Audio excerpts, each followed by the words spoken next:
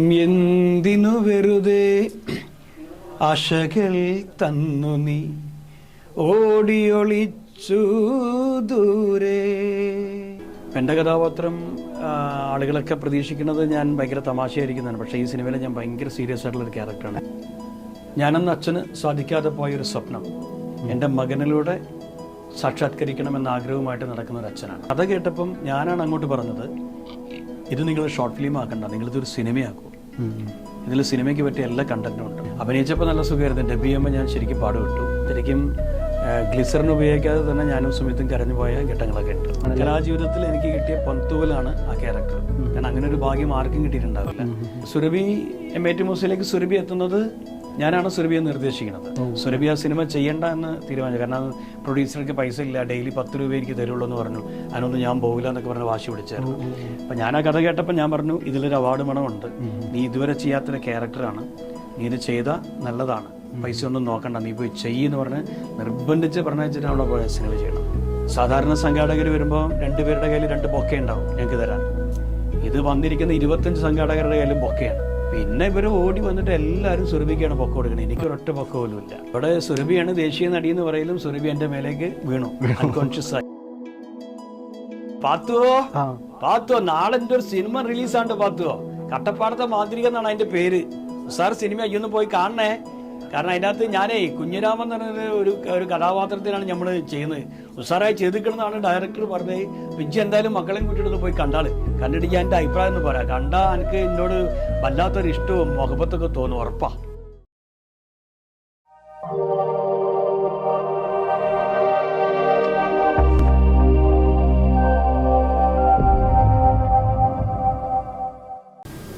Hello hi നമസ്കാരം, welcome to Sini talks. അപ്പോൾ ഇന്ന് എൻ്റെ കൂടെ ഉള്ളത് കട്ടപ്പാടത്തെ മാന്ത്രിക വിശേഷവുമായിട്ട് എൻ്റെ കൂടെ വിനോദ് കോവൂർ ചേട്ടനാണ്. So welcome. ഇൻ്റർവ്യൂ കൊടുത്തിട്ട് അടുത്തിരിക്കുകയാണല്ലേ? ഓക്കെ, പുതിയ വിശേഷം എന്ന് പറഞ്ഞാൽ കട്ടപ്പാടത്തെ മാന്ത്രികനാണ്. സോ അതിൻ്റെ ക്യാരക്ടർ പറഞ്ഞിട്ട് നമുക്ക് പതിയെ പോവാം. കട്ടപ്പാടത്തെ മാന്ത്രികയിൽ ഞാൻ നായകൻ്റെ അച്ഛൻ കഥാപാത്രമാണ്. കുഞ്ഞിരാമൻ ആണ് എൻ്റെ കഥാപാത്രത്തിൻ്റെ പേര്. ഒരു ദാരിദ്ര്യം പിടിച്ച ഫാമിലിയിലുള്ള ഒരു ആളാണ്, കൂലിവേലക്ക് പോകുന്ന ഒരാളാണ്. അദ്ദേഹത്തിൻ്റെ കുടുംബം എന്ന് പറഞ്ഞാൽ അദ്ദേഹത്തിൻ്റെ ഭാര്യ, മകൻ. ഭാര്യയായിട്ട് അഭിനയിക്കുന്നത് പ്രിയ എന്നുണ്ട്, കോഴിക്കോടുള്ളൊരു ആക്ട്രസ്സാണ്. ഒരു കുറേ സിനിമയിലൊക്കെ ഉണ്ട്. ഞങ്ങൾ 3 പേരടങ്ങുന്ന ഒരു കുടുംബം. ഈ കുടുംബത്തിൻ്റെ കഥയാണ് കട്ടപ്പാടത്തെ മാന്ത്രികൻ്റെ കഥ. പിന്നെ എൻ്റെ മകൻ്റെ കുറേ സുഹൃത്തുക്കൾ, അവൻ്റെ ഒരു കാമുകി, ആ കാമുകിയുടെ കുടുംബം, അങ്ങനെയൊക്കെ ചുറ്റിപ്പറ്റിയിട്ടുള്ളൊരു സംഭവമാണ്. എൻ്റെ കഥാപാത്രം ആളുകളൊക്കെ പ്രതീക്ഷിക്കുന്നത് ഞാൻ ഭയങ്കര തമാശയായിരിക്കുന്നതാണ്. പക്ഷേ ഈ സിനിമയിൽ ഞാൻ ഭയങ്കര സീരിയസ് ആയിട്ടുള്ളൊരു ക്യാരക്ടറാണ്. എൻ്റെ അടുത്ത ക്വസ്റ്റൻ അതായിരുന്നു. എക്സ്ട്രീം ഡിഫറെൻ്റ് ആണ്. ഇപ്പോൾ സോഷ്യൽ മീഡിയയിലൊക്കെ ഇപ്പോൾ ഫോട്ടോ കാര്യങ്ങളൊക്കെ വരാൻ തുടങ്ങിയപ്പോൾ പലരും കമൻറ്റ് ചെയ്യുന്നുണ്ട്, നല്ല ചിരിക്കാനുള്ള സിനിമയായിരിക്കുമല്ലേ എന്നുള്ളത്.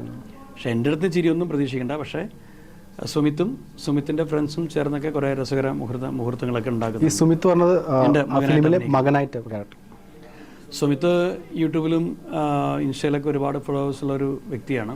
അതുപോലെ ഇതിനകത്ത് നായികയായിട്ട് അഭിനയിക്കുന്ന റീമയും അതുപോലെ തന്നെ. അപ്പോൾ അവരൊക്കെ ചേർന്നുള്ള അവരുടെ യൂത്തിൻ്റെ കുറേ തമാശകളും കാര്യങ്ങളൊക്കെ സിനിമയിലുണ്ട്. പക്ഷേ ജീവിതഗന്ധിയായ ചില സന്ദർഭങ്ങളിലാണ് ഞാൻ അഭിനയിക്കുന്നത്. ഞാനന്ന് അച്ഛന് സാധിക്കാതെ പോയൊരു സ്വപ്നം എൻ്റെ മകനിലൂടെ സാക്ഷാത്കരിക്കണമെന്ന ആഗ്രഹവുമായിട്ട് നടക്കുന്ന ഒരു അച്ഛനാണ്. അത് സാധിക്കുമോ ഇല്ലയോ എന്ന് ഫിലിം കണ്ട ശേഷം മനസ്സിലാക്കാം, സിനിമ കണ്ട് തീരുമാനിക്കാം. ഓക്കെ, അപ്പോൾ നമ്മൾ ഈ ഒരു ക്യാരക്ടറിലേക്ക് വരാനൊരു കൗതുകം ഉണ്ടാവുമല്ലോ സാർക്ക് സ്ക്രിപ്റ്റ് കേൾക്കുന്ന സമയത്ത്. സാർക്ക് എന്താണ് ഇതിൽ ഈ സ്ക്രിപ്റ്റ് പറയാൻ വേണ്ടി ഇതിൻ്റെ സംവിധായകൻ ഫൈസൽ ഹുസൈൻ എൻ്റെ വീട്ടിൽ വന്നപ്പം അദ്ദേഹം ഇതൊരു ഷോർട്ട് ഫിലിമായിട്ടാണ് എന്നോട് പറഞ്ഞത്. ഒരു ഷോർട്ട് ഫിലിമാണ്, ഒരു 1/2 hour ഷോർട്ട് ഫിലിമായിട്ട് ചെയ്യാനാണ്. അപ്പോൾ കഥ കേട്ടപ്പം ഞാനാണ് അങ്ങോട്ട് പറഞ്ഞത്, ഇത് നിങ്ങൾ ഷോർട്ട് ഫിലിം ആക്കണ്ട, നിങ്ങളിതൊരു സിനിമയാക്കൂ. ഇതിൽ സിനിമയ്ക്ക് പറ്റിയ എല്ലാ കണ്ടന്റും ഉണ്ട്, നല്ലൊരു കഥയാണ്, ഇത് സിനിമയാക്കിയാൽ നല്ല വിജയമായിരിക്കും എന്ന് പറഞ്ഞു. അങ്ങനെ അദ്ദേഹം പോയി. പിന്നെ അദ്ദേഹം ഒരു പ്രൊഡ്യൂസറൊക്കെ കണ്ടെത്തിയിട്ട് എൻ്റെ അടുത്ത് വന്ന് പറഞ്ഞു, നമുക്ക് സിനിമയായിട്ട് തന്നെ ചെയ്യാം. അങ്ങനെ എന്നെ കുഞ്ഞിരാമൻ എന്ന കഥാപാത്രം ഏൽപ്പിക്കുന്നു. സത്യത്തിൽ ഞാൻ ഇതിനു മുമ്പ് ഇത്രയും സീരിയസ് ആയിട്ടുള്ളൊരു വേഷം ചെയ്തത് വർഷം എന്ന സിനിമയിൽ 2014 വർഷം എന്ന സിനിമയിൽ മമ്മൂക്കയുടെ ഒരു ക്യാരക്ടർ അസ്ലം എന്നൊരു കഥാപാത്രം. അതിനുശേഷം പിന്നെ ഞാൻ ചെയ്യുന്ന ഏറ്റവും സീരിയസ് ആയിട്ടുള്ള ക്യാരക്ടർ കുഞ്ഞിരാമനായിരിക്കും. കുഞ്ഞിരാമൻ്റെ മറ്റൊരു പ്രത്യേകത എന്ന് പറഞ്ഞാൽ ഇദ്ദേഹത്തിനോട് ആളുകൾക്കൊക്കെ ഒരു സെൻറ്റിമെൻറ്റ്സ് ഉണ്ട്. ഇയാളുടെ സ്ട്രഗിളും കാര്യങ്ങളൊക്കെ ആയിട്ട്. അതിൻ്റെ കൂടെ ഇയാൾ സംസാരിക്കാൻ ബുദ്ധിമുട്ടുള്ള ഒരാൾ കൂടെയാണ്. കുറച്ച് വിക്കുള്ളൊരു അതും കൂടി ഇതിലുണ്ട് അല്ലേ? Okay okay. അപ്പോൾ അതും സിനിമയുടെ ഭയങ്കര ഹൈലൈറ്റാണ്. കാരണം ഞാൻ തന്നെയാണ് ഡയറക്ടറോട് പറഞ്ഞത് അങ്ങനെ ഒരു മാനറിസം കൂടി നമുക്ക് കൊടുക്കാം. അഭിനയിച്ചപ്പോൾ നല്ല സുഖമായിരുന്നു. ഡബ് ചെയ്യുമ്പോൾ ഞാൻ ശരിക്കും പാടുവിട്ടു. സീക്വൻസ് ഞാൻ കണ്ടിരുന്നു ഡബ് ചെയ്യുന്ന സമയത്ത് ഉള്ള ഷോട്ട്സ് ഒക്കെ. അപ്പോൾ ഡബ് ചെയ്ത സമയത്ത് ശരിക്കും ഞാൻ പ്രയാസത്തിന് 6 ദിവസം എടുത്തു ഞാൻ ഡബിങ് മുഴുവനാക്കാൻ വേണ്ടിയിട്ടാണ്. കാരണം അത്രയും നമ്മൾ കറക്റ്റ് ലിപ്പ് നോക്കിയിട്ട് വേണം ചെയ്യാൻ. പക്ഷേ ആ ഒരു പ്രയാസപ്പെട്ടതിൻ്റെ ഒരു റിസൾട്ട് സിനിമയിലുണ്ടായിരുന്നു. ഒരു ഫിലിമിൽ എടുത്ത് പറയുകയാണെന്നുണ്ടെങ്കിൽ പുതുമുഖങ്ങൾക്ക് കൂടുതലും അവസരം കൊടുത്തിട്ടുണ്ട്. സോ ഞാനും സുമിത്തും പ്രിയയും പിന്നെ ശിവജി ഗുരുവായൂർ, ഷുക്കൂർ വക്കീൽ, റീമ, ഇത്രയും ആളുകൾ കഴിഞ്ഞാൽ ബാക്കിയുള്ളതെല്ലാം പുതുമുഖങ്ങളാണ്. അവരുടെ ഒരു ഹാപ്പിനെസ് ഒക്കെ എങ്ങനെയായിരുന്നു? അവർ ഭയങ്കര, കാരണം അവർ പുതുമുഖങ്ങളാണെങ്കിൽ പോലും അവരെല്ലാവരും അവർക്ക് കൊടുത്ത കഥാപാത്രം വളരെ മനോഹരമായിട്ട് ചെയ്തിട്ടാണ്. ചെറിയ വേഷമാണെങ്കിൽ പോലും. കാരണം എൻ്റെ കൂടെ കോമ്പറ്റീഷനുള്ള ആളുകളൊക്കെ അവരത് പറഞ്ഞു. ഞാനും അവരെ ഒരുപാട് പേരെ ഞാൻ സഹായിച്ചിട്ടുണ്ട്. അങ്ങനെ അവരൊക്കെ വളരെ ഹാപ്പി ആയിട്ടാണ് പോയിരിക്കുന്നത്. അവരെല്ലാവരും ഈ സിനിമ ഇറങ്ങി അവരുടെയൊക്കെ ആദ്യത്തെ സിനിമയാണ്. അത് കാണാനുള്ളൊരു ആവേശത്തിലാണ് അവരൊക്കെ ഇരിക്കുന്നത്. ഡയറക്ടർ സാറ്റിസ്ഫൈഡ് ആണ്. കാരണം എല്ലാവരുടെ ഭാഗത്തു നിന്നും നല്ല സപ്പോർട്ട്. കാരണം ഒരു ഫാമിലി മൂഡായിരുന്നു ഈ സിനിമയുടെ ലൊക്കേഷൻ എന്ന് പറയുന്നത്. ലൊക്കേഷൻ ശരിക്കും മറ്റുള്ള സിനിമ ലൊക്കേഷൻ പോലെയല്ല. ശരിക്കും അവിടെ ഒരു ഫാമിലി അറ്റാച്ച്മെൻ്റ് ഉണ്ടായിരുന്നു. നമ്മളപ്പോൾ ഭക്ഷണം വിളമ്പുമ്പോഴും ഭക്ഷണം കഴിക്കുമ്പോഴായാലും എല്ലാത്തിലും എല്ലാവരുടെയും സഹകരണം. അപ്പോൾ ഇതിൽ ഒരു സീനിൽ അഭിനയിക്കാൻ വന്ന ഒരാൾ ആ സീനിൽ അഭിനയിച്ചു. പിന്നെ ആ സിനിമയോടുള്ള കമ്മിറ്റ്മെന്റ് പേരിൽ പിറ്റേ ദിവസമൊക്കെ വന്ന് അവിടെ വന്ന് പല സഹായങ്ങളും ചെയ്തു കൊടുക്കുകയാണ്. അങ്ങനെ കുറേയൊക്കെ ഈ നമ്മുടെ ഡയറക്ടറുടെ ഫ്രണ്ട്സാണ്, അദ്ദേഹത്തിൻ്റെ നാട്ടിൻപുറത്തുള്ള ആൾക്കാരാണ്. അപ്പോൾ അവരൊക്കെ പലതും ജോലിയില്ലാത്ത ആളുകളൊക്കെ വന്നിട്ട് ഈ സിനിമയുടെ കൂടെ നിന്ന് കൊടുക്കുകയാണ്. അപ്പോൾ അത് ഡയറക്ടർക്ക് ഒരുപാട് ആശ്വാസം ഉണ്ടാക്കി. എന്ത് സാധനങ്ങളും അവരോട് പറഞ്ഞാൽ അവർ കൊണ്ടു കൊടുക്കും. എന്തെങ്കിലും പെട്ടെന്ന് നമുക്കൊരു സാധനം വേണമെന്ന് പറഞ്ഞാൽ അവരത് എവിടെയെങ്കിലും ഏതെങ്കിലും വീട്ടിൽ കയറിയിട്ട് അവരെ സംഘടിപ്പിച്ച് കൊണ്ടുവരും. അങ്ങനെയൊക്കെ. സാറിൻ്റെ അഭിനയം കണ്ട് ഡയറക്ടർ സാറ് എന്തെങ്കിലും പറഞ്ഞോ? എന്തെങ്കിലുമൊക്കെ ഞാനും സുമിത്തും തമ്മിലുള്ള വികാര നിർഭരമായ 4-5 സീനുകളുണ്ട് സിനിമയിൽ. ശരിക്കും ഗ്ലിസറിന് ഉപയോഗിക്കാതെ തന്നെ ഞാനും സുമിത്തും കരഞ്ഞു പോയ ഘട്ടങ്ങളൊക്കെ ഉണ്ട്. അപ്പോൾ ആ സമയത്തൊക്കെ ആ സീന് കഴിയുമ്പോൾ ഡയറക്ടർ വന്ന് ഞങ്ങൾ രണ്ടുപേരെയും ചേർത്ത് പിടിച്ചിട്ട് പറഞ്ഞിട്ടുണ്ട്. ഭയങ്കര ഫീലായിരുന്നു ഇതിനോട്. അതൊക്കെ ഏറ്റവും കിട്ടുന്ന ഒരു അവാർഡല്ലേ? പിന്നെ അപ്പോൾ അത് ഇനിയിപ്പം ഇതിൻ്റെയൊക്കെ ഒരു ജീവൻ വെക്കണമെങ്കിൽ സിനിമയുടെ RR വരണം. ഓക്കെ. പശ്ചാത്തല സംഗീതം കൂടി വരുമ്പോഴാണ് ശരിക്കും അത് വല്ലാതെ നമ്മുടെ ഹൃദയത്തിലേക്ക് അടുക്കുക. അങ്ങനെ വരും. ഇപ്പോൾ സാർ നേരത്തെ പറഞ്ഞിരുന്നു പ്രേക്ഷകരെല്ലാവരും തെറ്റിദ്ധരിക്കുകയാണ്. ഐ മീൻ കോമഡി ആയിരിക്കുമോ എന്നുള്ള കാര്യം. അത് മെയിൻ റീസൺ MIT മൂസ തന്നെ ആയിരിക്കും തോന്നുന്നു അല്ലേ? മറിമായും ആയിരിക്കും. സോ അതിനുശേഷം ഇപ്പോഴും 2014 MIT മൂസ അല്ലേ? അതിനുശേഷം ഇപ്പോഴും പ്രേക്ഷക മനസ്സിൽ ഇപ്പോഴും അത്രയും ജനകീയമായ ഒരു കഥാപാത്രമായിരുന്നു. അതൊക്കെ എപ്പോഴും കേൾക്കുമ്പോഴാണ് ഒരു ഹാപ്പിനെസ്. സത്യമാണ്. കാരണം അതൊക്കെ ഭാഗ്യം എന്ന് പറയുന്നത്. കലാജീവിതത്തിൽ എനിക്ക് കിട്ടിയ പൊന്തൂവലാണ് ആ ക്യാരക്ടർ. കാരണം അങ്ങനെ ഒരു ഭാഗ്യം ആർക്കും കിട്ടിയിട്ടുണ്ടാവില്ല. കാരണം സാധാരണ സീരിയൽ താരങ്ങളൊക്കെ പറയാറുണ്ട് അവരൊക്കെ നായകന്മാരായ സീരിയല് ആ സീരിയല് നിന്ന് കഴിഞ്ഞാൽ ഒരു 4 മാസം കഴിയുമ്പോൾ ആളുകൾ ആ കഥയെ മറന്നു ക്യാരക്ടറെ മറന്നു. പക്ഷെ 8 വർഷമായിട്ട് ഇന്നും ആളുകളുടെ മനസ്സിൽ ഈ മൂസയും പാത്തും നിൽക്കുക എന്ന് പറഞ്ഞാൽ അത് വലിയൊരു അത്ഭുതമാണ്.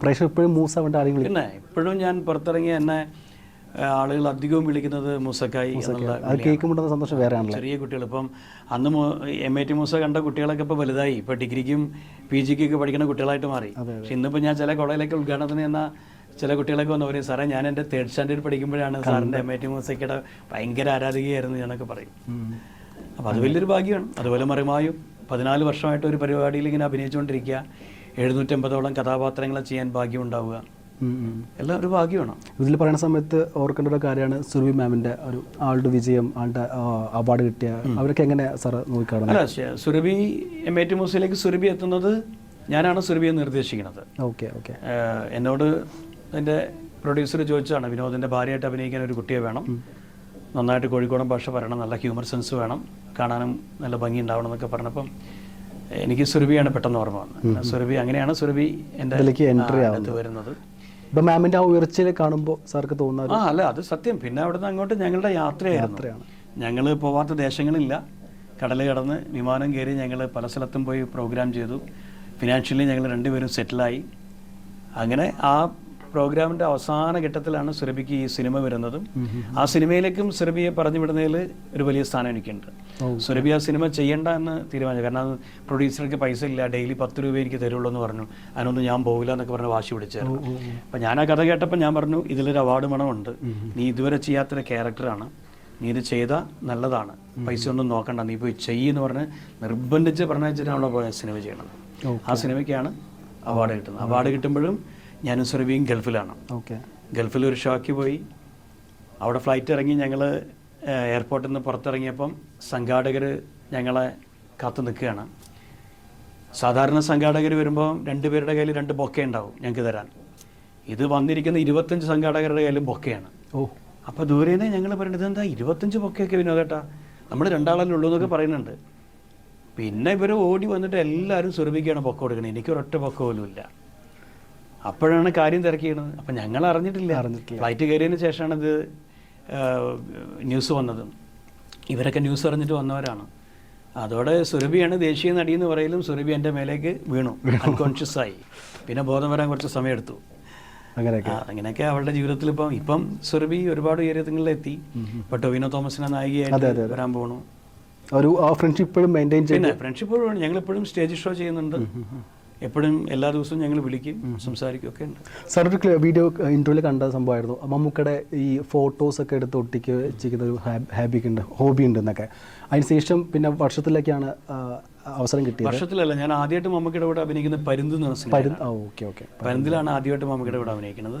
പിന്നെ അതിനുശേഷമാണ് ഫേസ് ടു ഫേസ്, വർഷം. ഓക്കെ, എനിക്ക് തോന്നുന്നു കൂടുതലും ഇഷ്ടമുള്ള ക്യാരക്ടർ വർഷമല്ലേ? ആ ഒരു എങ്ങനെ എക്സ്പീരിയൻസ് ഒക്കെ വർഷത്തിലേക്ക് എന്നെ മമ്മൂക്ക വിളിക്കുന്നത്, ആ വർഷത്തിൽ എനിക്ക് ഒരു ഷോർട്ട് ഫിലിമിൽ അഭിനയത്തിന് ഒരു നാഷണൽ അവാർഡ് ഉണ്ടായിരുന്നു. ആ സിനിമ കണ്ടിട്ടാണ് മമ്മൂക്ക എന്നെ നേരിട്ട് കാണണമെന്നും ഒക്കെ പറഞ്ഞ് ഞാൻ മമ്മൂക്കയെ പോയി കണ്ട് മമ്മൂക്ക എന്നെ ഒരുപാട് അപ്രിഷ്യേറ്റ് ചെയ്തു. അപ്പോൾ മമ്മൂക്ക, ഞാൻ ഈ ഒരു കൊമേഡിയനാണെന്ന് വിചാരിച്ചത്, നീ ആ സിനിമയിൽ ഗംഭീര പെർഫോമൻസ് ആയിരുന്നു എന്നൊക്കെ പറഞ്ഞു.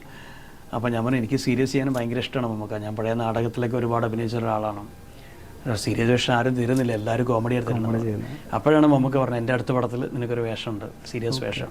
അതാണ് വർഷം. എനിക്ക് തോന്നുന്നു സാറ് കുറേ മുമ്പ് ആഗ്രഹിച്ച കാര്യമാണല്ലോ മമ്മൂക്കനെ കാണണം എന്ന് ആഗ്രഹിച്ചൊരു കുട്ടിക്കാലത്ത് വലിയ ആഗ്രഹമായിരുന്നു മമ്മൂക്കയെ കാണുക എന്നുള്ളത്. കുറേ സ്വപ്നം കണ്ടിട്ടുണ്ടാവും, ഒരുപാട് സ്വപ്നം കണ്ടു.